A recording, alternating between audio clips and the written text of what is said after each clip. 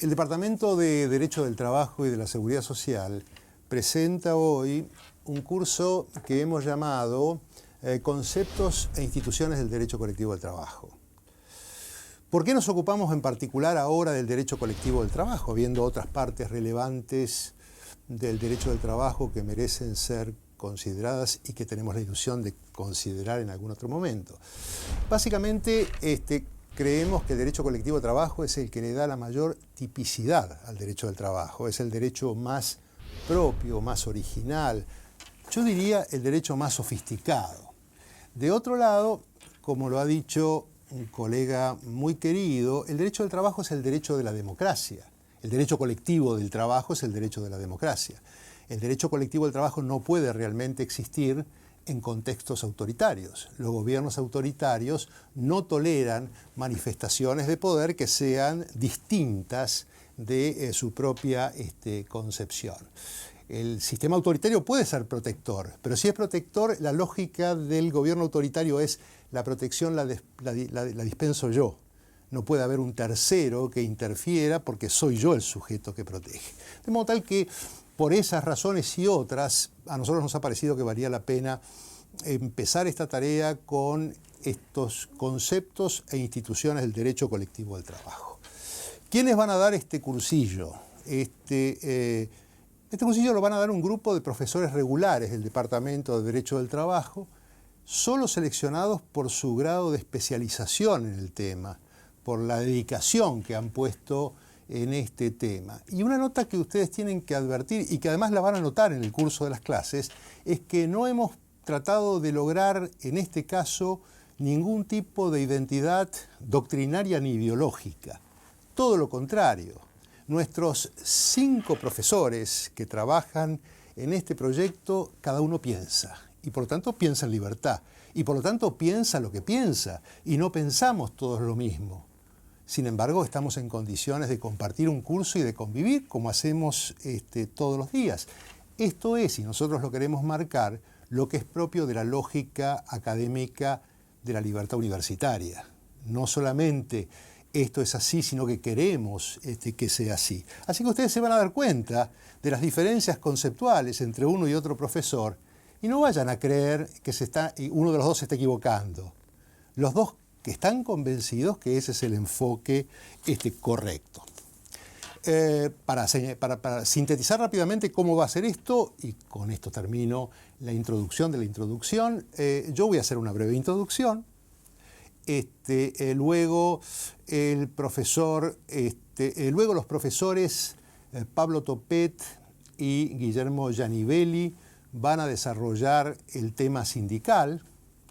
Y ahí ustedes encontrarán una primera versión de la diferencia de pensamiento. Tendrán la oportunidad de presenciar una especie de debate sobre la legitimidad constitucional del régimen sindical argentino. Debate que solo es posible porque nuestros profesores piensan en libertad. Cada uno piensa lo que piensa. En una segunda instancia vendrá el profesor titular, el doctor Luis Ramírez Bosco, quien va a desarrollar el tema de la negociación colectiva. Y finalmente, el profesor Héctor García, hoy presidente de la Asociación Argentina de Derecho del Trabajo, ¿por qué no decirlo?, va a hablar sobre los conflictos laborales y la huelga. Y yo no quiero hacer más introducción de la introducción, paso a la introducción, vayamos ya por lo tanto a los conceptos. ¿De dónde sale este derecho colectivo del trabajo? ¿Dónde sale el fenómeno colectivo? El fenómeno colectivo sale de la advertencia que en la relación individual entre un trabajador y un empleador hay una clara asimetría que impide absolutamente la concertación de las condiciones de trabajo en condiciones de igualdad. Eso no es posible. Y a través de las décadas, a través de los años, a través de los siglos, los trabajadores han advertido que la acción colectiva, que la acción conjunta de los trabajadores genera un contexto de relativo equilibrio en donde es posible concertar condiciones de trabajo sin ese grado de desigualdad tan ominosa que se da en el campo de la relación individual. En otras palabras, la acción colectiva y conjunta de los trabajadores permite crear un contexto de relativo equilibrio en donde es posible negociar. La primera pregunta que yo me formularía, hay dos preguntas que deberíamos formularnos. Yo las voy a formular y contestar por orden. ¿Por quién se realiza esa acción colectiva? Y después, ¿quién es el actor? ¿Quién es el sujeto que realiza esa acción colectiva? Cuando uno dice por quién se realiza esa acción colectiva, uno podría decir, bueno, se realiza por el grupo de trabajadores, por el propio grupo de trabajadores, incluso el propio grupo de trabajadores que ejecuta la acción colectiva. Sin embargo, ustedes van a comprobar que esto no necesariamente es así, que digamos, en los resultados de la acción colectiva no quedan alcanzados e involucrados solo los trabajadores que ejecutan la acción colectiva, sino muchos otros que hoy a lo mejor no están. Yo pongo como ejemplo el convenio de los metalúrgicos en la Argentina, el convenio 260, ¿saben de qué año? Del año 75, y está todavía vigente. Cuando se concertó el convenio 260 del 75, no se sabía que habría de alcanzar a trabajadores que por entonces no habían ni siquiera nacido. De modo tal que el sujeto por el cual se realiza la acción colectiva trasciende al grupo de trabajadores concretos. Y en ese sentido yo he aceptado y he entendido que es útil y valioso un concepto teórico que es el de la categoría profesional, a la cual pertenecen los trabajadores, los que ejecutan la acción colectiva, pero que trasciende a estos trabajadores. La categoría profesional entonces es una abstracción que tiene la característica de que se la reconoce por la denotación de una serie de circunstancias, circunstancias de orden profesional, circunstancias de orden funcional, circunstancias de orden geográfico, y en definitiva la acción colectiva se realiza por y en interés de esa abstracción que es la acción colectiva, la categoría profesional. Déjenme decir que este concepto de la categoría profesional tiene una historia oscura, porque tiene su origen en los sistemas corporativos, digamos, autoritarios de la vieja Europa, y por lo tanto hay autores que no comparten este criterio y que no quieren utilizar este concepto de la categoría profesional y prefieren hablar directamente del grupo de trabajadores.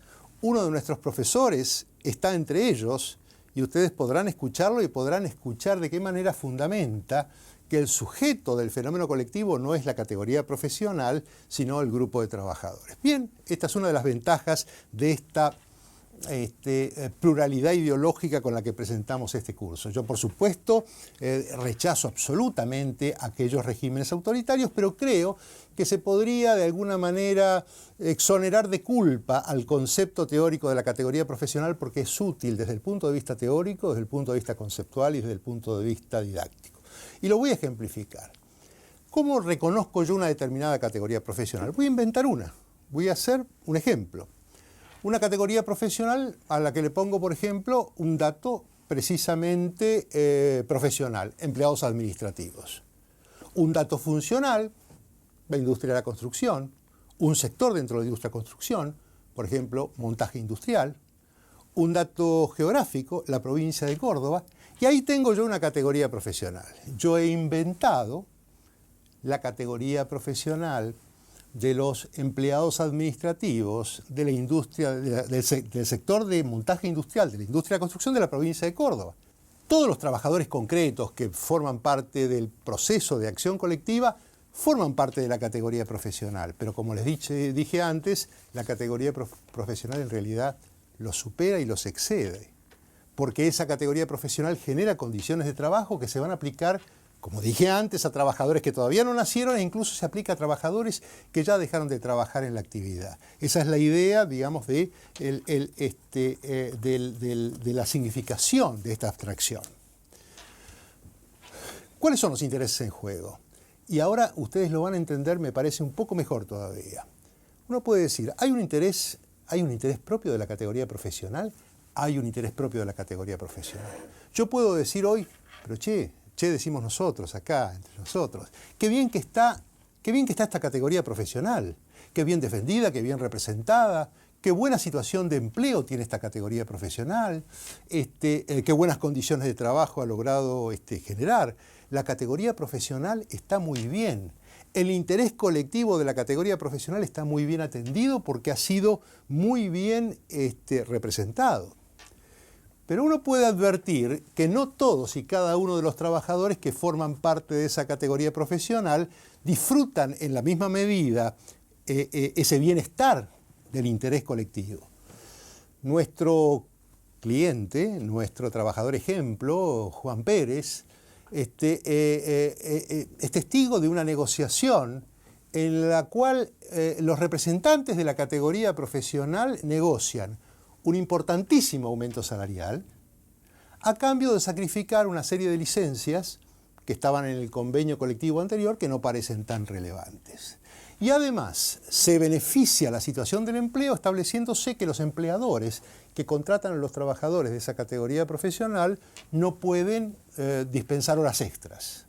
Esto está muy bueno para la categoría profesional. Al no dispensar horas extras hay un mejor reparto del trabajo existente. Todo este tema del reparto del trabajo existente es una de los prototipos de la acción en materia de empleo. En otras palabras, la categoría profesional ha sido altamente beneficiada porque ha logrado un aumento salarial superior al de las otras categorías profesionales y además ha logrado mejorar la situación del empleo.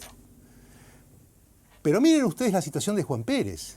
Juan Pérez ya ganaba más que lo que ahora ha obtenido la categoría profesional. Ya lo ganaba porque lo había obtenido en su contrato individual. Y además él obtenía un importante adicional retributivo como consecuencia de las horas extras que desempeñaba. ¿Qué le pasa a Juan Pérez? Con este acuerdo, que ha sido tan beneficioso para la categoría profesional, él no ha tenido ninguna ventaja salarial, ha perdido las licencias, que no eran tan importantes, pero que él las usaba y las gozaba, y además se ha quedado sin las horas extras, lo cual le significa un deterioro en su régimen de ingresos. ¿Qué les quiero decir yo? A mí me basta que entiendan esto. El interés individual de Juan Pérez es distinto al interés colectivo de la categoría profesional, de donde me permite que ustedes puedan entender con claridad que el interés colectivo de la categoría profesional tiene una entidad propia que es distinta al interés individual de cada uno de los trabajadores que forma parte de la categoría profesional. Hay que decir, desde luego, que lo normal es que cuando la categoría profesional mejora y su interés colectivo se ve favorecido, el interés de cada trabajador individual también lo es. Pero puede no serlo, permitiéndonos distinguir claramente estas dos entidades conceptuales. Nosotros hemos acuñado la idea de que hay un interés colectivo de la categoría profesional y que además hay un interés individual de cada trabajador. Vamos a ver ahora en que ya sabemos por quién se actúa la acción colectiva. Lo voy a decir para que nadie se confunda. La acción colectiva se actúa por la categoría profesional, por esta abstracción que tiene mucho de vivo y mucho de real, pero reconocemos como una abstracción a través de una serie de datos, como decía antes, de carácter profesional, geográfico, funcional. La acción colectiva se lleva a cabo por cuenta de la categoría profesional, pero ¿quién la lleva a cabo? Hay que decir que la categoría profesional no tiene voz, no tiene piernas, no tiene la capacidad de expresarse por sí misma, de modo que necesita una representación.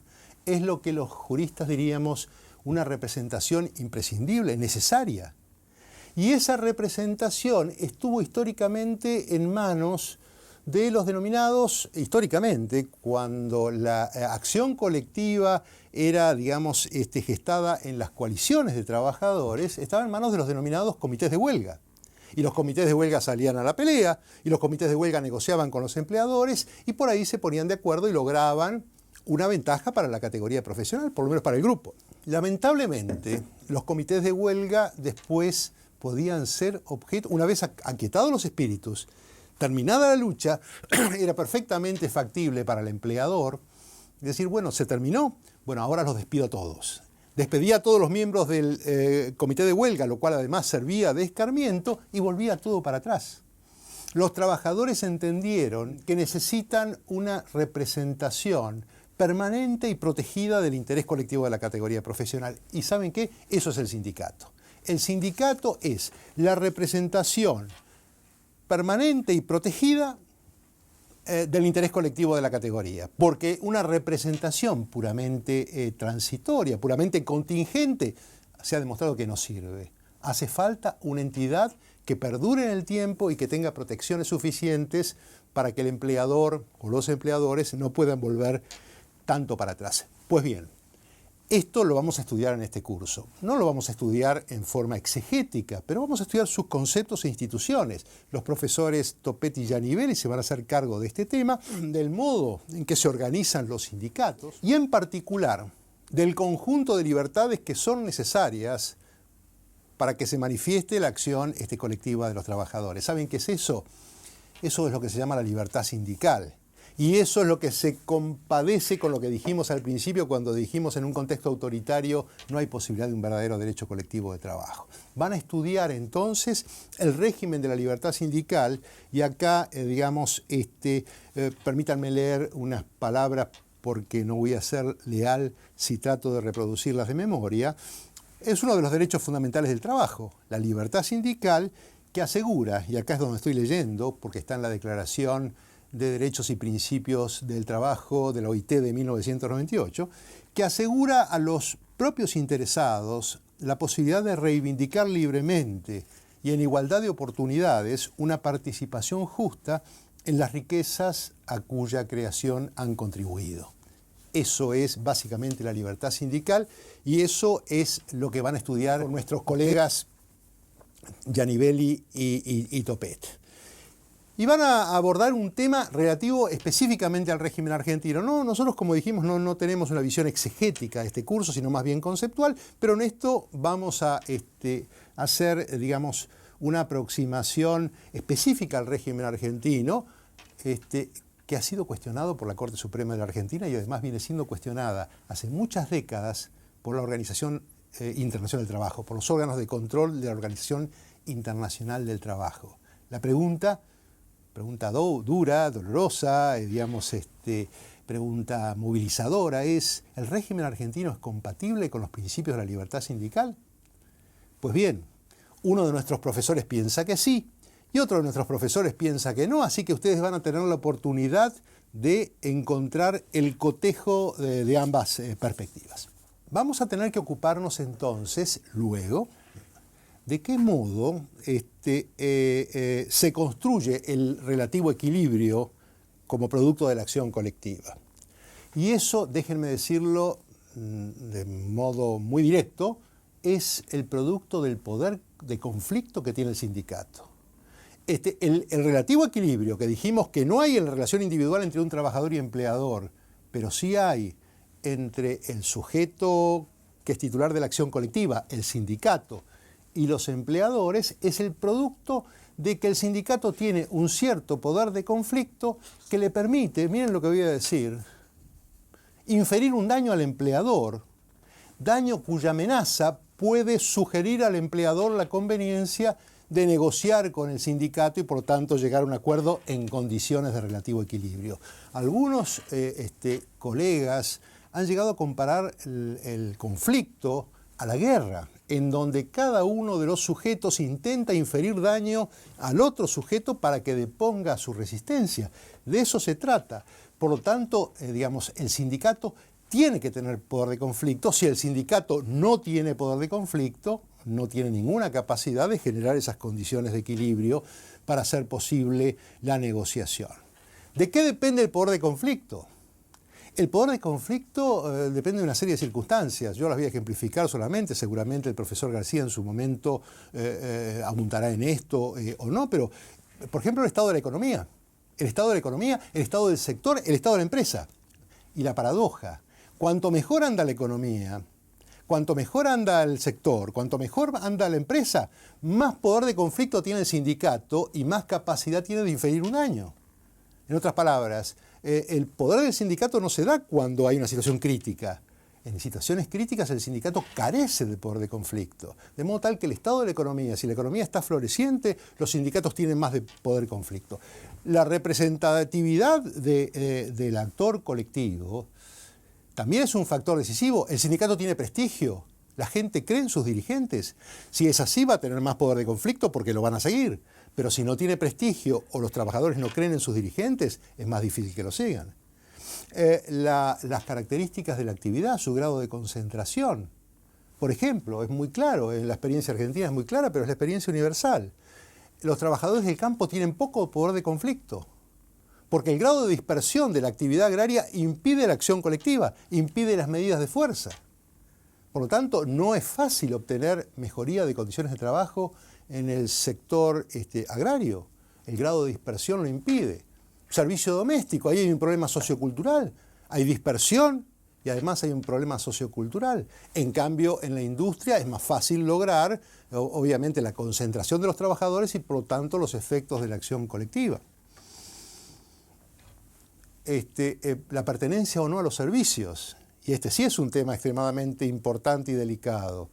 Pertenecer al sector de los servicios da un tremendo poder de conflicto a los trabajadores porque la interrupción de los servicios genera una presión casi irresistible en quienes deben dar una respuesta. Y eso genera toda una reacción, tanto desde el punto de vista normativo como desde el punto de vista internacional, demandando regulaciones especiales para los servicios para evitar que se corten esos servicios que se juzgan esenciales para la comunidad. El respaldo de la política. Cuando el sindicato tiene respaldo de la política, también puede crecer su poder de conflicto. Por supuesto que esto puede ser un fenómeno no puro, o más bien, para decirlo más francamente, impuro, pero también incide en la capacidad de acción de los sindicatos. Y acá es muy importante tener presente que junto al poder de conflicto de los sindicatos está también el poder de conflicto de los empleadores. ¿Qué poder de conflicto tienen los empleadores? Significa preguntarse qué capacidad tienen los empleadores de aguantar la medida de acción directa que se realiza en su perjuicio. ¿Cuál es su poder de conflicto? Y por supuesto, una empresa que está, nosotros decimos acá en la Argentina, en la lona, tiene mucho poder de conflicto. Hagan lo que quieran. Yo de todas maneras no estoy en condiciones de mejorar las condiciones de trabajo porque no tengo los recursos para hacerlo. Y un sindicato que se empeñe probablemente en su acción colectiva contra una empresa que está en la lona, lo más probable es que sufra una derrota. Nosotros tuvimos en la Argentina una experiencia muy notable en el año 84, cuando la empresa Ford no podía vender un solo, entonces, Ford Falcon. Tenía, digamos, las playas de estacionamiento llenas de Ford Falcon que no se podían vender. Y el sindicato no quiso plantear el conflicto, pero la comisión interna sí lo quiso hacer. Y fue duramente al frente y perdió. Porque cuando se planteó el conflicto, los representantes de la Ford, los dueños, salieron a aplaudir a la puerta. Nos permite apagar las luces, evitar los gastos secundarios y de todas maneras no podemos ni fabricar ni vender. Ese sujeto en esa situación crítica tenía un alto poder de conflicto. ¿Cómo se manifiesta el poder de conflicto? Bueno, la forma típica de manifestarse, y esto lo van a estudiar ustedes en el capítulo respectivo, es el ejercicio de la huelga, la abstención colectiva y concertada de trabajar. La huelga, cuando es legítima, es un acto legítimo también. Y por lo tanto no se puede despedir a un trabajador que está en huelga, pero el trabajador en huelga no cobra el salario.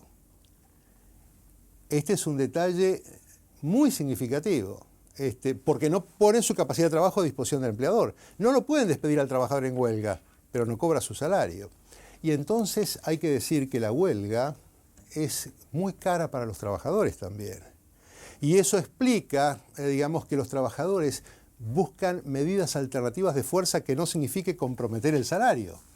Trabajo a desgano, trabajo a reglamento, la carpa blanca en la historia argentina reciente y otras medidas de acción directa que no signifiquen el compromiso de salario. Lo que hay que decir, a mí me parece que esta es una conclusión relevante, es que la huelga y el conflicto en materia laboral no es un fenómeno patológico, sino un factor de progreso social, que tiene además alto respaldo institucional, como que en la Argentina tiene garantía constitucional. Finalmente, hay que decir que la misma sociedad que legitima el conflicto, tanto lo legitima como que le da respaldo constitucional, también se previene de una conflictividad descontrolada. Y para prevenirse de una conflictividad descontrolada, entonces están los medios de prevención y solución de los conflictos laborales, que pueden ser actuados por el Estado o pueden ser actuados por los propios actores involucrados en el conflicto. ¿Todo esto para qué es? Todo esto es para negociar. O sea, todo este proceso que empieza con la acción colectiva, la representación a cargo del sindicato, el poder de conflicto, los medios de lucha en el conflicto, los medios de composición de los conflictos, tienen una sola finalidad. Señor empleador, siéntese acá que vamos a conversar, a ver si podemos llegar a un acuerdo en condiciones de relativo equilibrio. Y acá tenemos que estudiar, entonces, el proceso de negociación colectiva y su producto, que son los convenios colectivos de trabajo. De esto se va a ocupar el profesor Luis Ramírez Bosco, que se va a hacer cargo de este tema, y ahí ustedes van a encontrar otro nivel de discrepancia, en ese caso conmigo. La categoría profesional no es para él un concepto relevante, sino el grupo de trabajadores. Claro, yo se lo voy a discutir hasta el día del juicio, porque él, digamos, me va a tener que explicar por qué, si el grupo de trabajadores es el actor en la negociación colectiva, el convenio colectivo se va a aplicar no solo al grupo de trabajadores involucrados en el conflicto, sino a todos los trabajadores afiliados o no afiliados, digamos, que forman parte, y ahí viene de vuelta, digamos, pero me estoy poniendo, digamos, muy peleador, y entonces voy a abandonar esto, ¿no? El doctor Ramírez Bosco es un prestigioso profesor y doctrinario que tiene ideas muy claras, y ustedes tendrán la oportunidad de apreciar y cotejar críticamente ambas perspectivas. A modo de síntesis, y voy terminando, a modo de síntesis, todo este proceso, y ahora lo vuelvo a mencionar, todo este proceso que empieza con la acción colectiva, con la representación en la acción colectiva, con el poder de conflicto, con el conflicto mismo, con los medios de acción directa, con los modos de solución del conflicto y con la negociación y los convenios, no es otra cosa, pareciera, que un aparato productor de normas. Si uno quiere entender qué es básicamente el derecho colectivo de trabajo, uno podría decir, miren, es un aparato productor de normas que nosotros llamamos autónomas porque son el producto de la acción de los propios actores involucrados en esas relaciones. Un aparato productor de normas, ¿y qué es el derecho colectivo? Y acá es muy fácil decirlo, el derecho colectivo que nosotros estudiamos, los juristas, es el marco regulatorio de ese aparato productor de normas. Me queda hacer, digamos, una referencia a una categoría más. Nosotros hablamos, y creo que quedó claro, qué es un interés individual de un trabajador. ¿Se acuerdan de Juan Pérez? Ustedes han visto también qué es un interés colectivo de una categoría profesional. Me queda una categoría que es importante tenerla presente porque existe en la vida de la relación laboral y del conflicto. Los que llamamos intereses plurindividuales. ¿Cuándo hay en juego intereses plurindividuales? Hay en juego intereses plurindividuales cuando en la situación, por ejemplo el conflicto, están involucrados un grupo de trabajadores, un grupo plural de trabajadores, 10, 12, 13, 14 trabajadores, 20, pero son trabajadores concretos, perfectamente identificados por sus nombres, y cuyo destino no afecta al interés colectivo de la categoría profesional, sino que solo los afecta a ellos. Eso es lo que llamamos intereses plurindividuales. Muy frecuentemente hay un conflicto que no es un conflicto de un interés colectivo de una categoría profesional, no afecta a toda la categoría profesional, afecta solamente a estos 10 trabajadores que se llaman Juan, Pedro y José. Y que por supuesto, digamos, la naturaleza de este tipo de vínculos se parece mucho más a los intereses individuales que a los intereses colectivos. Son 10, 12, 14 intereses individuales. ¿Por qué son relevantes entonces?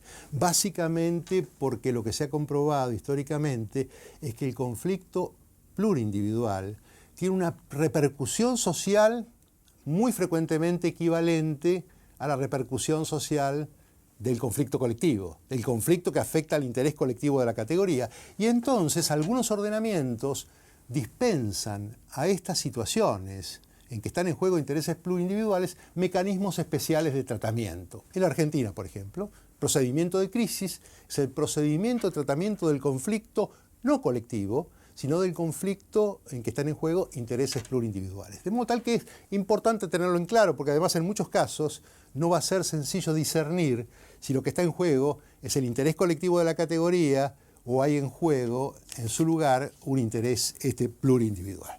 Y ahí termina, digamos, ahí termina esta presentación previa. Ustedes escucharán mucho más a través de nuestros colegas. Quiero decirles solamente que ese aparato productor de normas, que es el sistema de relaciones colectivas de trabajo, y su marco normativo, que es el derecho colectivo de trabajo, no es todo lo que hace el derecho colectivo de trabajo. El derecho colectivo de trabajo hace otras cosas que no vamos a examinar en este curso, pero que yo voy a anticipar. Por debajo de este nivel del aparato productor de normas, el sindicato, el representante de la acción colectiva, también representa intereses individuales y plurindividuales de trabajadores en la empresa. No solamente intereses colectivos, también lleva la defensa y representación de trabajadores concretos al interior de la empresa.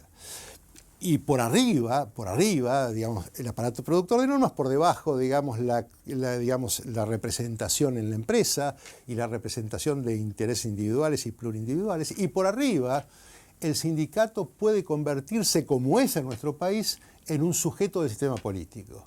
Y las organizaciones empresarias, entre nosotros, por ejemplo, la Unión Industrial, y de las organizaciones sindicales, por ejemplo, la CGT oficialista, la CGT que está en contradicción, la CTA oficialista, la CGT... Bueno, no voy a hacer preguntas. Las dos CGT y las dos CTA, más el grupo de un tercero, azul y blanco, digamos, nuestros 5 sectores, son además sujetos del sistema político. Y ese es un producto también derivado del derecho colectivo del trabajo. De modo tal que tenemos una faja central, que es la teóricamente más interesante, que es la del aparato productor de normas, pero tenemos también acciones a nivel de la empresa y acciones a nivel del sistema político. Espero que con esto les haya despertado algún interés en el derecho colectivo de trabajo. A partir de ahora, sigan, por favor, en orden, mirando primero las clases de nuestros colegas Topet y Gianibelli, enseguida después la clase del profesor Ramírez Bosco y finalmente nuestro colega Héctor García, que va a tratar el tema de los conflictos y el derecho de huelga. Gracias.